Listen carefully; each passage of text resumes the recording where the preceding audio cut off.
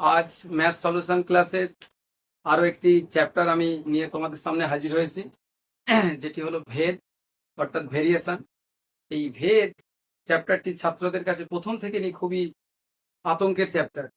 ভেদ মানেই মনে হয় যেন খুব কঠিন, ভেদ মানেই মনে হয় খুব জটিল জটিল অঙ্ক, কিন্তু ভেদ চ্যাপ্টারটি কত দরকারি সেটা আজ আমি ক্লাসের মধ্যে মাধ্যমে তোমাদেরকে জানাতে চাইছি। ভেদ মাধ্যমিক স্টুডেন্টদের জন্য কতটা ইম্পর্টেন্ট একটা চ্যাপ্টার।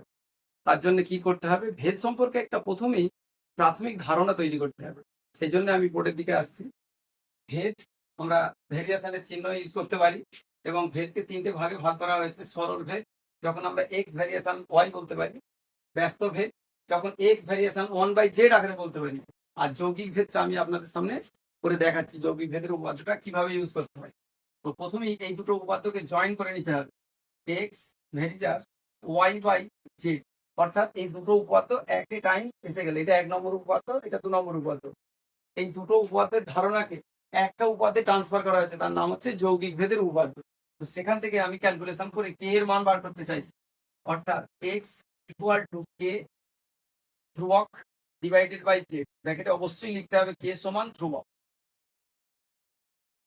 কারণ এই কে ধ্রুবকটা দিয়ে তবেই এখানে অঙ্কটা সিদ্ধ, এই সমীকরণটা সিদ্ধ করা যায়। অর্থাৎ ভেদের চিহ্নটা উঠে গেল, সমান এলো আর কে এলো, এখান থেকে আমি কি করতে পারি, কে আর ওয়াই কে এই সাইডে নিতে পারি, আর কোনাকুনি গুণ করলে এক্স ইন্টু জেড, অর্থাৎ K equal to x into z divided by Y.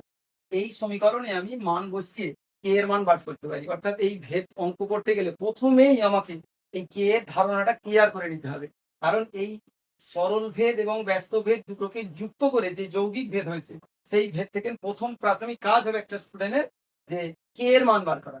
কে এর মানটা বসিয়ে তারপরে অঙ্কের ধারা অনুযায়ী নাম্বারটা এগোবে, অঙ্কের মান বের করা যাবে।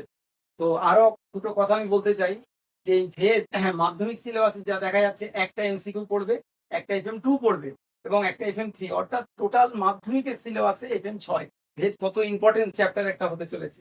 এছাড়াও আমি বলতে চাই যে ভেদ মাধ্যমিকের স্টুডেন্টদের জন্য ভৌত বিজ্ঞানে খুবই দরকারি একটা অধ্যায়, যেটা বয়েলের সূত্রের ক্ষেত্রে দেখানো হয়েছে যে ভি ভ্যারিজাস 1/p, ওহমের সূত্রের ক্ষেত্রে দেখানো হয়েছে আই ভ্যারিজার ভি, এবং কুলমের সূত্রে দেখানো হয়েছে বল ইকুয়াল টু ভ্যারিজার Q1 into Q2 divided by r square, এবং জুলের তিনটি সূত্রের ক্ষেত্রেই বলা হয়েছে যে উৎপন্ন তাপ প্রবাহ মাত্রার বর্গের সমানুপাতিক, উৎপন্ন তাপ রোধের সমানুপাতিক এবং উৎপন্ন তাপ সময়ের সমানুপাতিক।